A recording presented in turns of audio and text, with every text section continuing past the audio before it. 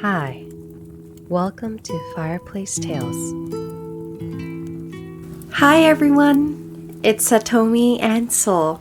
本日朗読する物語はライマン・フランク・ボームさんによるオズの魔法使いです。オズの魔法使いは年齢を問わず多くの人々に愛される不朽の名作ですが、意外とこの物語を読んだことがないという方がいらっしゃるのではないでしょうか。私もその一人でした。この物語ではカンザス州の農場で暮らす少女ドロシーが竜巻に巻き込まれ、魔法の国オズへと飛ばされてしまいます。そこで彼女は個性的な仲間と出会いながら、どうにか故郷へ帰る方法を探します。ドロシーは果たして家族が暮らすカンザスへ無事帰れるのでしょうか。ぜひ皆さんもドロシーと一緒に魔法の国オズでの冒険を楽しんでみてください。それでは物語に入っていきましょう。Let's get cozy and may the story begin. The Wonderful Wizard of Oz by L. Frank Baum. Chapter 1 The Cyclone.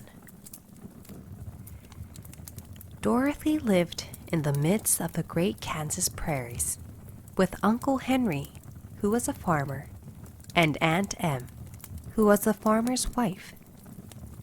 Their house was small, for the lumber to build it had to be carried by wagon many miles. There were 4 walls, a floor and a roof, which made one room, and this room contained a rusty-looking cooking stove, a cupboard for the dishes, a table, 3 or 4 chairs, and the beds. Uncle Henry and Aunt Em had a big bed in one corner, and Dorothy a little bed in another corner. There was no garret at all, and no cellar, except a small hole dug in the ground called a cyclone cellar, where the family could go in case one of those great whirlwinds arose, mighty enough to crush any building in its path. It was reached by a trap door in the middle of the floor, from which a ladder led down into the small dark hole. When Dorothy stood in the doorway and looked around, she could see nothing but the great gray prairie on every side. Not a tree nor a house broke the broad sweep of flat country that reached the edge of the sky in all directions. The sun had baked the plowed land into a gray mass with little cracks running through it. Even the grass was not green, for the sun had burned the tops of the long blades until they were the same gray color to be seen everywhere. Once the house had been painted, but the sun blistered the paint and the rains washed it away, and now the house was as dull and gray as everything else. When Aunt Em came there to live, she was a young, pretty wife. The sun and wind had changed her too. They had taken the sparkle from her eyes and left them a sober gray. They had taken the red from her cheeks and lips, and they were gray also. She was thin and gaunt, and never smiled now. When Dorothy, who was an orphan, first came to her, Aunt Em had been so startled by the child's laughter that she would scream and press her hand upon her heart whenever Dorothy's merry voice reached her ears, and she still looked at the little girl with wonder that she could find anything to laugh at. Uncle Henry never laughed. He worked hard from morning till night, and did not know what joy was. He was gray also, from his long beard to his rough boots, and he looked stern and solemn, and rarely spoke. It was Toto that made Dorothy laugh and saved her from growing as gray as her other surroundings. Toto was not gray. He was a little black dog with long silky hair and small black eyes that twinkled merrily on either side of his funny wee nose. Toto played all day long, and Dorothy played with him and loved him dearly. Today, however, they were not playing. Uncle Henry sat upon the doorstep and looked anxiously at the sky, which was even grayer than usual. Dorothy stood in the door with Toto in her arms and looked at the sky too.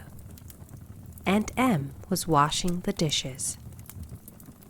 From the far north, they heard a low wail of the wind, and Uncle Henry and Dorothy could see where the long grass bowed in waves before the coming storm. There now came a sharp whistling in the air from the south, and as they turned their eyes that way, they saw ripples in the grass coming from that direction also. Suddenly, Uncle Henry stood up. "There's a cyclone coming, Em," he called to his wife. "I'll go look after the stock." Then he ran toward the sheds, where the cows and horses were kept. Aunt Em dropped her work and came to the door. One glance told her of the danger close at hand. "Quick, Dorothy!" she screamed. "Run for the cellar!" Toto jumped out of Dorothy's arms and hid under the bed, and the girls started to get him. Aunt Em, badly frightened, threw open the trap door in the floor and climbed down the ladder into the small, dark hole. Dorothy caught Toto at last and started to follow her aunt. When she was halfway across the room, there came a great shriek from the wind, and the house shook so hard that she lost her footing and sat down suddenly upon the floor. A strange thing then happened. The house whirled around 2 or 3 times and rose slowly through the air. Dorothy felt as if she were going up in a balloon. The north and south winds met where the house stood and made it the exact center of the cyclone. In the middle of a cyclone, the air is generally still, but the great pressure of the wind on every side of the house raised it up higher and higher until it was at the very top of the cyclone, and there it remained and was carried miles and miles away as easily as you could carry a feather. It was very dark, and the wind howled horribly around her. But Dorothy found she was riding quite easily. After the first few whirls around, and one other time when the house tipped badly, she felt as if she were being rocked gently, like a baby in a cradle. Toto did not like it. He ran about the room, now here, now there, barking loudly. But Dorothy sat quite still on the floor and waited to see what would happen. Once, Toto got too near the open trap door and fell in. And at first, the little girl thought she had lost him. But soon, she saw one of his ears sticking up through the hole, for the strong pressure of the air was keeping him up so that he could not fall. She crept to the hole, caught Toto by the ear, and dragged him into the room again, afterward closing the trap door so that no more accidents could happen. Hour after hour passed away, and slowly Dorothy got over her fright, but she felt quite lonely. and the wind shrieked so loudly all about her that she nearly became deaf. At first, she had wondered if she would be dashed to pieces when the house fell again. But as the hours passed and nothing terrible happened, she stopped worrying and resolved to wait calmly and see what the future would bring. At last, she crawled over the swaying floor to her bed and lay down upon it, and Toto followed and lay down beside her. In spite of the swaying of the house and the wailing of the wind, Dorothy soon closed her eyes and fell fast asleep. Chapter 2. The Council with the Munchkins. She was awakened by a shock so sudden and severe that if Dorothy had not been lying on the soft bed, she might have been hurt. As it was, the jar made her catch her breath and wonder what had happened, and Toto put his cold little nose into her face and whined dismally. Dorothy sat up and noticed that the house was not moving, nor was it dark, for the bright sunshine came in at the window, flooding the little room. She sprang from her bed and with Toto at her heels, ran and opened the door. The little girl gave a cry of amazement and looked about her, her eyes growing bigger and bigger at the wonderful sights she saw. The cyclone had set the house down very gently for a cyclone in the midst of a country of marvelous beauty. There were lovely patches of green sward all about, with stately trees bearing rich and luscious fruits. Banks of gorgeous flowers were on every hand, and birds with rare and brilliant plumage sang and fluttered in the trees and bushes. A little way off was a small brook, rushing and sparkling along between green banks, and murmuring in a voice very grateful to a little girl who had lived so long on the dry, gray prairies. While she stood looking eagerly at the strange and beautiful sights, she noticed coming toward her a group of the queerest people she had ever seen. They were not as big as the grown folk she had always been used to, but neither were they very small.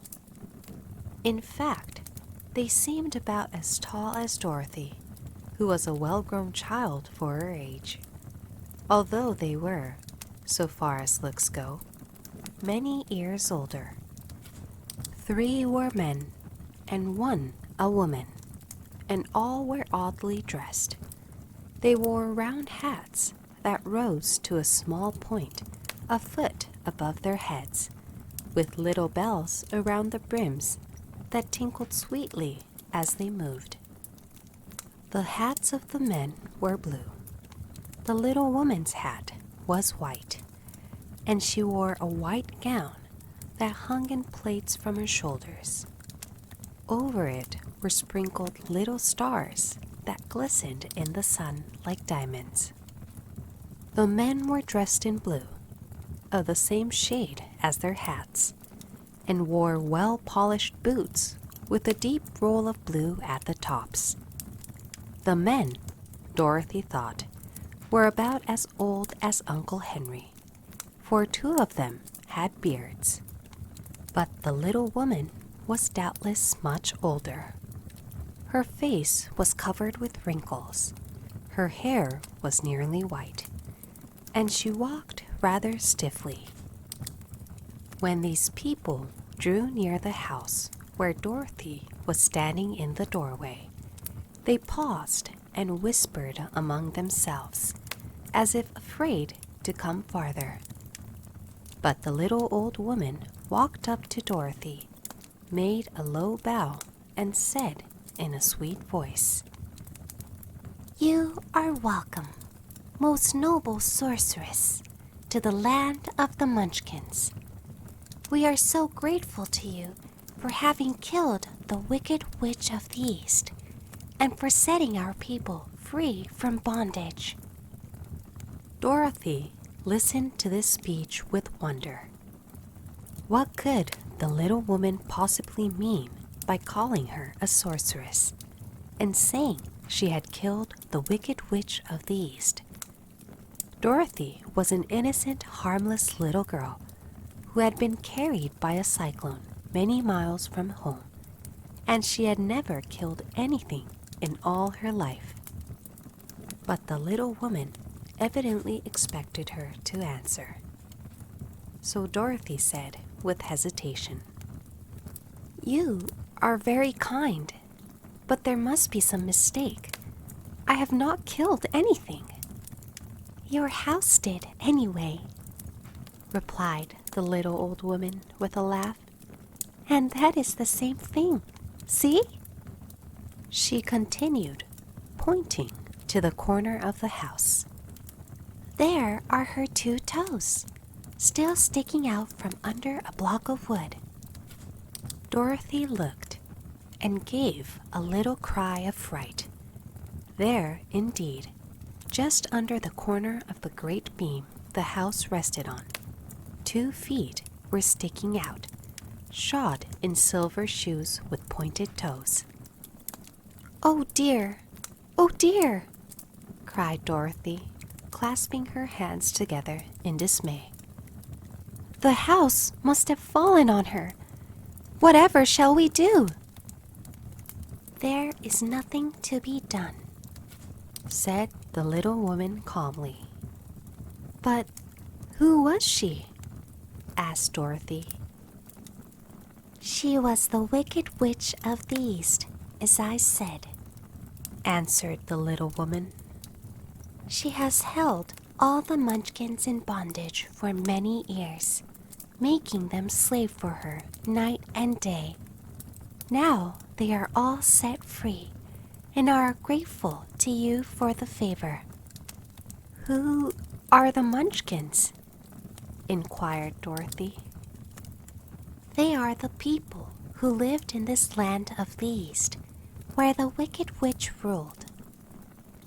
"Are you a Munchkin?" asked Dorothy. "No, but I am their friend, although I live in the land of the North. When they saw the witch of the East was dead, the Munchkins sent a swift messenger to me, and I came at once. I am the witch of the North." "Oh, gracious!" cried Dorothy. "Are you a real witch?" "Yes, indeed," answered the little woman. "But I am a good witch, and the people love me. I am not as powerful as the wicked witch was who ruled here, or I should have set the people free myself." "But I thought all witches were wicked," said the girl, who was half frightened at facing a real witch. "Oh no, that is a great mistake. There were only 4 witches in all the land of Oz, and 2 of them, those who live in the north and the south, are good witches. I know this is true, for I am one of them myself, and cannot be mistaken. Those who dwelt in the east and the west were indeed wicked witches. But now that you have killed one of them, there is but one wicked witch in all the land of Oz, the one who lives in the west." "But," said Dorothy after a moment's thought, "Aunt Em has told me that the witches were all dead years and years ago." "Who is Aunt Em?" inquired the little old woman. She is my aunt who lives in Kansas, where I came from. The Witch of the North seemed to think for a time, with her head bowed and her eyes upon the ground. Then she looked up and said, I do not know where Kansas is, for I have never heard that country mentioned before. But tell me, is it a civilized country? Oh, yes, replied Dorothy. Then that accounts for it. In the civilized countries, I believe there are no witches left, nor wizards, nor sorceresses, nor magicians. But, you see, the land of Oz has never been civilized, for we are cut off from all the rest of the world. Therefore, we still have witches and wizards amongst us. Who are the wizards? Asked Dorothy. Oz himself is the great wizard, answered the witch, sinking her voice to a whisper. He is more powerful than all the rest of us together. He lives in the city of emeralds. Dorothy was going to ask another question, but just then the Munchkins, who had been standing silently by, gave a loud shout and pointed to the corner of the house where the Wicked Witch had been lying. What is it? Asked the little old woman, and looked and began to laugh. The feet of the dead witch had disappeared entirely, and nothing was left but the silver shoes. She was so old, explained the Witch of the North, that she dried up quickly in the sun. That is the end of her. But the silver shoes are yours, and you shall have them to wear. She reached down and picked up the shoes, and after shaking the dust out of them, handed them to Dorothy. The Witch of the East was proud of those silver shoes, said one of the Munchkins, and there is some charm connected with them, but what it is we never knew. Dorothy carried the shoes into the house and placed them on the table. Then she came out again to the Munchkins and said, I am anxious to get back to my aunt and uncle, for I am sure they will worry about me. Can you help me find my way? The Munchkins and the witch first looked at one another, and then at Dorothy, and then shook their heads. At the east, not far from here, said one, there is a great desert, and no one could live to cross it. It is the same at the south, said another, for I have been there and seen it. The south is the country of the Quadlings. I am told, said the third man, that it is the same at the west, and that country where the Winkies live is ruled by the Wicked Witch of the West, who would make you her slave if you passed her way. The north is my home, said the old lady, and at its edge is the same great desert that surrounds this land of Oz. I'm afraid, my dear, you will have to live with us. Dorothy began to sob at this, for she felt lonely among all these strange people. Her tears seemed to grieve the kind-hearted Munchkins, for they immediately took out their handkerchiefs and began to weep also. As for the little old woman, she took off her cap and balanced the point on the end of her nose while she counted 1, 2, 3 in a solemn voice. At once, the cap changed to a slate, on which was written in big white chalk marks, Let Dorothy go to the city of emeralds. The little old woman took the slate from her nose and, having read the words on it, asked, "Is your name Dorothy, my dear?" "Yes," answered the child, looking up and drying her tears. "Then you must go to the City of Emeralds. Perhaps Oz will help you." "Where is this city?" asked Dorothy. "It is exactly in the center of the country and is ruled by Oz, the great wizard I told you of." "Is he a good man?" inquired the girl anxiously. "He is a good wizard. Whether he is a man or not, I cannot tell, for I have never seen him." "How can I get there?" asked Dorothy. "You must walk. It is a long journey through a country that is sometimes pleasant and sometimes dark and terrible. However, I will use all the magic arts I know of to keep you from harm." "Won't you go with me?"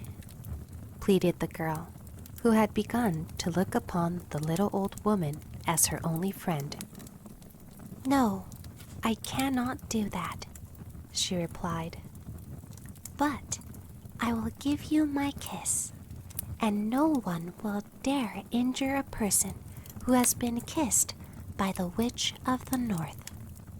She came close to Dorothy and kissed her gently on the forehead. Where her lips touched the girl, they left a round, shining mark, as Dorothy found out soon after. "The road to the City of Emeralds is paved with yellow brick," said the witch. "So you cannot miss it.